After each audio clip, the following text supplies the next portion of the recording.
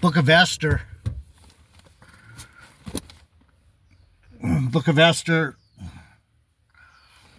chapter 9, verse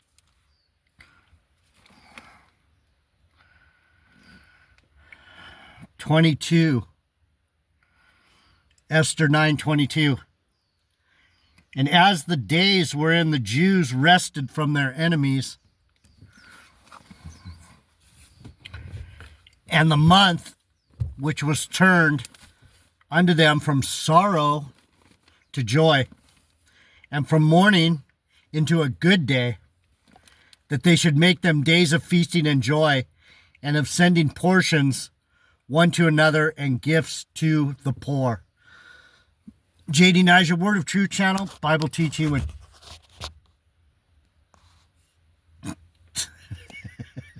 Bible teaching with Jeff Deloach, J.D. Nija. Heavenly Father, bless the message, the ears that hear it. Give us peace, understanding, wisdom, knowledge to understand you. We love you, honor you, praise you, bow before you, exalt you, lift you up, follow you. Amen. You're welcome. So, I wanted to look at the word sorrow.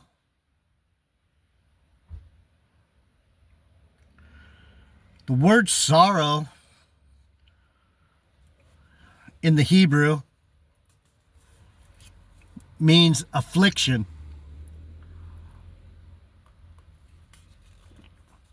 The word sorrow means affliction. What's affliction? Affliction is when things come against you. You have sorrow is grief. So in the context of Jesus Christ, he was afflicted. He was afflicted with sorrow and grief. Jesus wept. The shortest verse in the Bible. I don't know where it's at. Luke somewhere, I think. Jesus wept.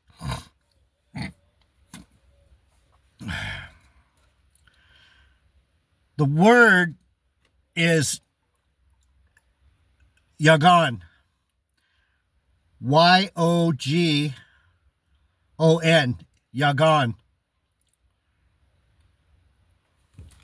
Wow. My ear's actually itching. It feels like it's healing. Wow. Yagon, affliction, sorrow, grief.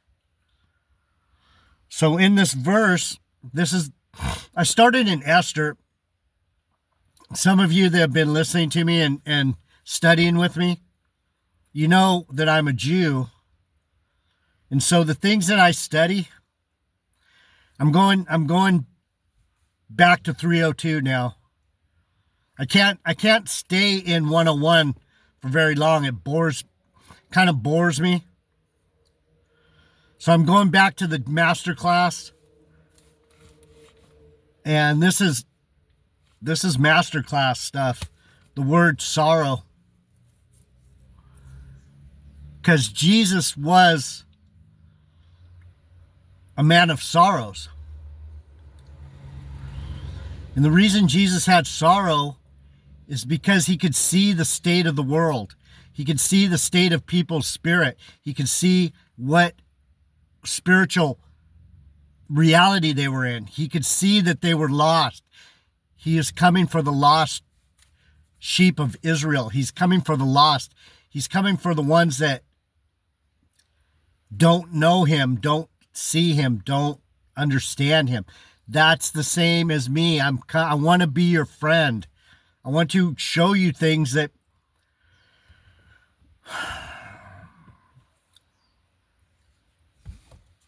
I want to teach you about my people.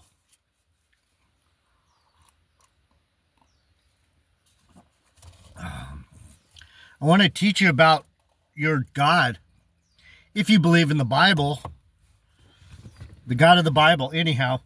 So let me break some of this down for you. This The book of Esther, if you don't know, the book of Esther is all about my people. Esther was a Benjamite. Mordecai, Benjamite. This is my house. I'm of the house of Benjamin, of Judah. So, whenever you see that word sorrow, Benjamin was named by Rachel, his mother, before she died, son of my affliction, son of my sorrow. So to understand me better, whether you want to or not, I'm telling you what it is. I'm son of this affliction.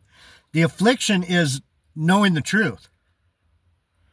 The affliction that I feel is seeing how ridiculously lost everyone is. It's difficult. It causes me grief. As the days wherein the Jews rested from their enemies, and the month which was turned unto them from sorrow to joy. When Esther and Mordecai put Haman on the gallows, instead of Mordecai being hanged, the Lord turned it around. See, if you understand the Benjamites, we're the winners. I'm part of the winning team. I'm not begging you to understand. I'm asking you, be my friend. It's a good thing to be my friend.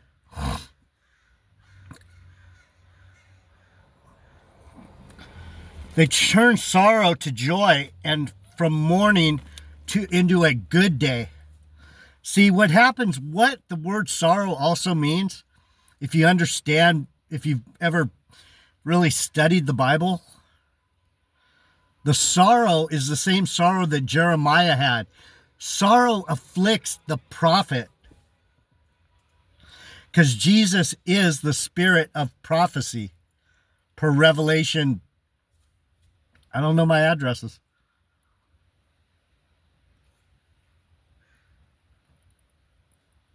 Jesus is the spirit of prophecy. And that's why when people say, there's no more prophets, that was the old days. That's bullshit. Jesus is the spirit of prophecy.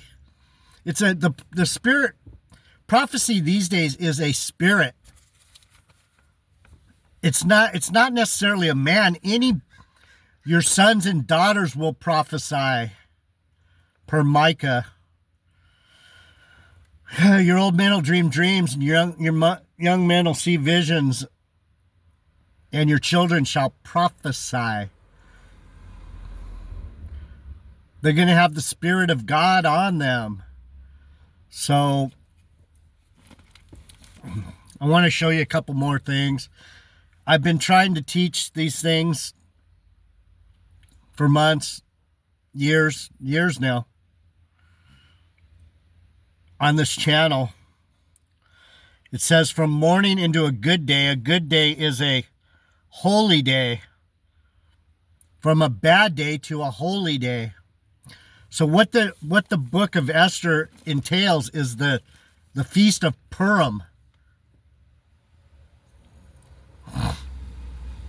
It's a book about witchcraft. It's a book about my people being able to break the spell of witchcraft. The book of Esther is about my people, the Benjamites, being able to break the spell of witchcraft. Purim is the casting of lots.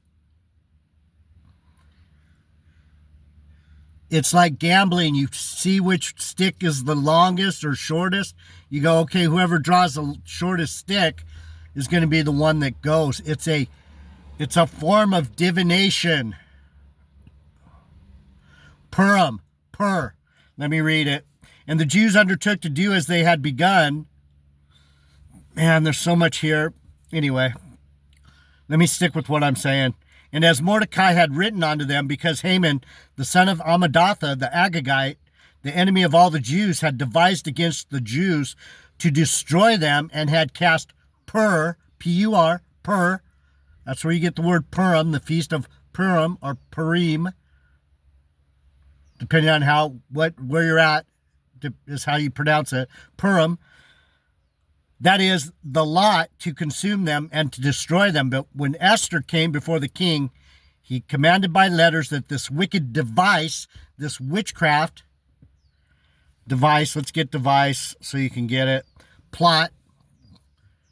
It's a plot. These people,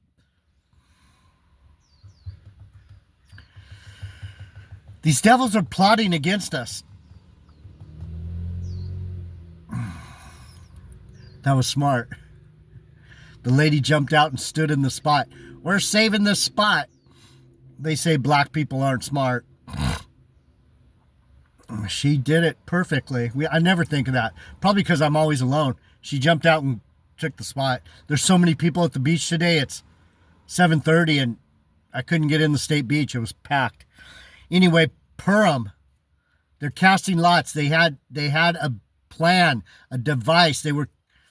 Haman was trying to do witchcraft against the Jews and have them destroyed. But anyway, back to sorrow. See how hard it is to teach the Bible? Because as soon as I start teaching, there's so many ways that I could go. It's like I said, it's like opening those windows on Mission Impossible or whatever movie it is. He's opening all these windows in the air and going, this is that, that's that. Anyhow, sorrow. So when you think of the word sorrow, let's go to Genesis so you can get the idea. We can get a clearer understanding. It's 42. It's when Benjamin was born. 42. Joseph is made ruler. I'm surprised it doesn't have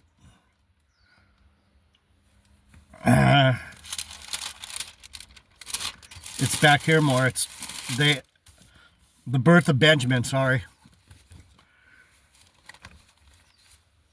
This is Jacob and the family left Laban and they're going to the Canaan.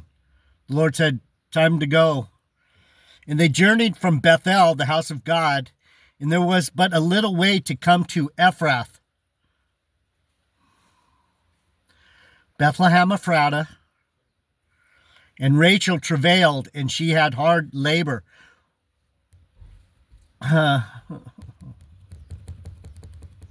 We just went into this yesterday. What's labor? You're laboring. What I do every day, I'm laboring for you. I'm working for you. I'm working hard. I'm working hard for you because I love you. This is a love channel.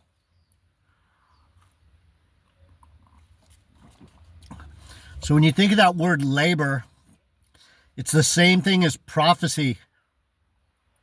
When you see that word, a lot of times in the Bible, when it says, I have labored, I have worked, I have felt the pain and affliction and sorrow, affliction. I have felt the pain. I have felt the tribulation. I'm not making this up. I'm telling you what these words mean. I am a wordsmith. I know the Bible. Sorry. It is what it is. I'm not making shit up. I'm telling you. And it came to pass. I'm gonna try and be nice and not treat you like dummies, because it's not very nice. I want you to be my friend, and I'm doing my best. But it's really not easy for people to understand the Bible, and it's really hard to teach it because the depth of understanding is just, it's whack. It's really hard. And it came to pass when she was in hard labor, hard labor, hard labor, hard labor. And she had hard labor. And it came to pass when she was in hard labor, that the midwife said unto her, fear not, you shall have this son also.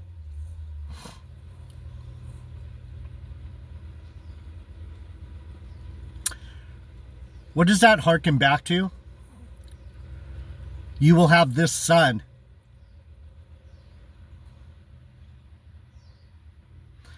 The Son of God is Jesus, right? You will have this son also. I am the also.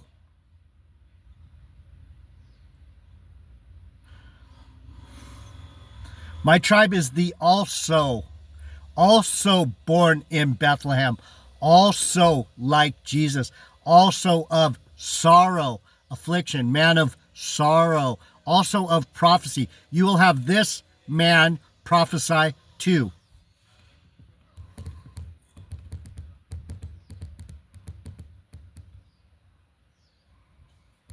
And it came to pass, as her soul was departing, she died. She died and became Mother Mary.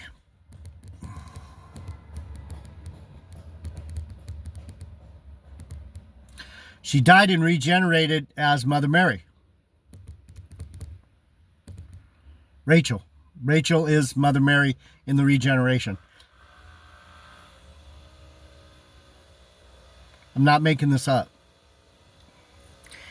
And that she called his name Benoni, son of my sorrow,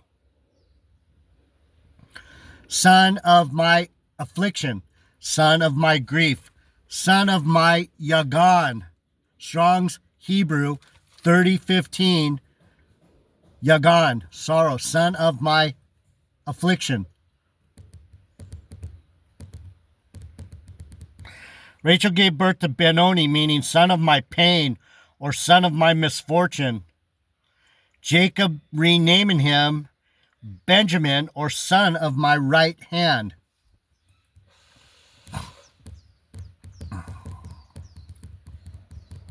Where does Jesus sit? Jesus sits on the right hand of the Father, right? These are the things I'm trying to explain to you that you're like, I've never heard this before. Why didn't my pastor teach me that? Because your pastor doesn't know the Bible. He teaches you what they taught him to teach you in seminary school. He's teaching you dead doctrine. Cemetery school. He's teaching you a dead doctrine. Live up. Son of my right hand. What's that mean? Son of my power. Son of my right hand emphasizes the positive aspect of this event. When you see me, you see all the good and all the bad wrapped into one spirit. That's why I am the way I am. My mom named me son of pain, son of sorrow, son of affliction, son of misfortune. How misfortunate that I had to die giving birth to this beautiful little Benji.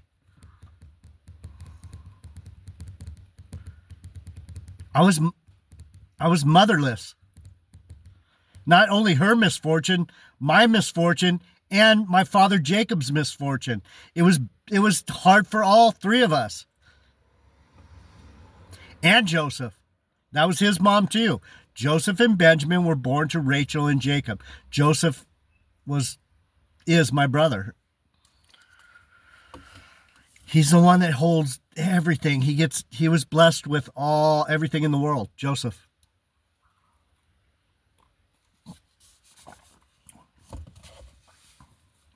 You can go to the blessings. I'm teaching you the Bible. These are I'm not making shit up. Joseph was given the sun, the moon, the stars, the mountains, the water, the air, the cattle,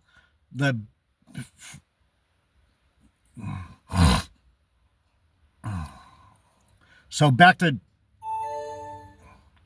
Good morning, Melanie.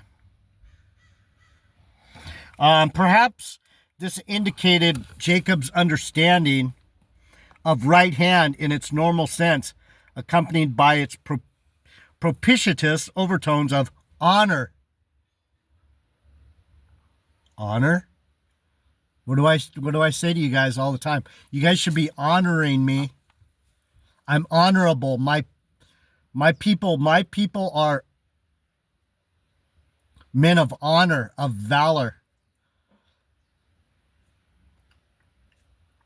I really don't have to. I don't have to suck your nuts. I shouldn't have to. You should love me exactly how I am. But I'm going to do my best because I want to be your friend. I love you.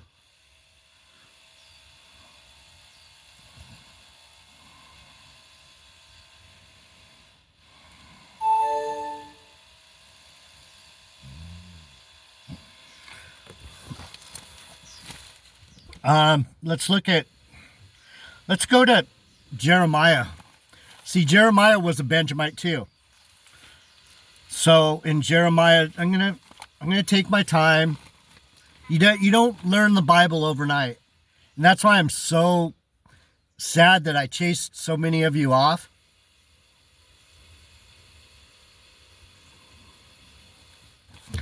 I chased you off like a big bad wolf. Now I'm paying the price for it because now I got to learn how to be nice. I've got to learn how to be nice. The Lord is gonna fucking stomp me if I don't start being nice to you. So in Jeremiah 20:10, it's gonna have that same word, sorrow. Jeremiah ridiculed. Verse 7, Jeremiah ridiculed. Jeremiah 20, verse 7, Jeremiah ridiculed. The Benjamite is always ridiculed, laughed at, dishonored, pissed on, kicked to the curb, thrown off a cliff, spit on. It's nothing new for me. So I'm going to try and be nice so you'll be my friend. O Lord, you have deceived me and have deceived. I was deceived. You are stronger than I and have prevailed. I am in derision daily. Everyone mocks me.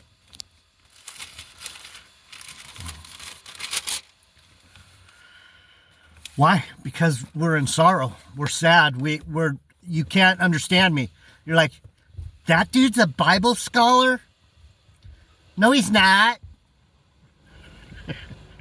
For since I spoke, I cried out. I cried violence and spoil, because the word of the Lord was made a reproach unto me and a derision daily. Do you understand? I'm talking about myself, people. This is the way I feel. It's just like Jeremiah.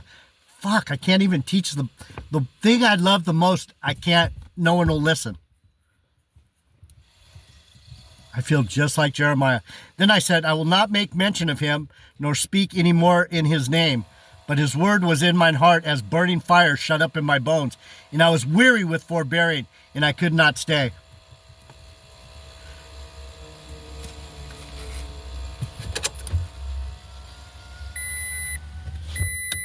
Of course, I parked right by the construction.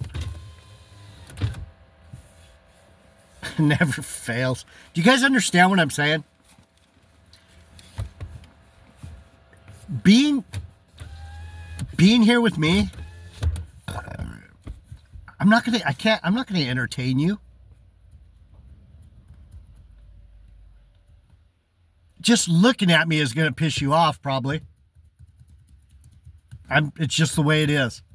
I've tried to explain this to you for a long time. I don't know why it is. But when you're a prophet, that's what happens. I cannot stop talking about God. It kills me not to be able to have at least 40 people listening to these messages every day. It kills me. There's not even 40 people that want to study the Bible with me. That's why it's with JD Nija, because you have to be with me to study. the word of truth. You got to be with me.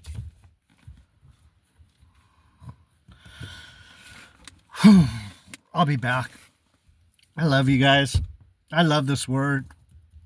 I love my Lord. Be my friend, please. I'm out.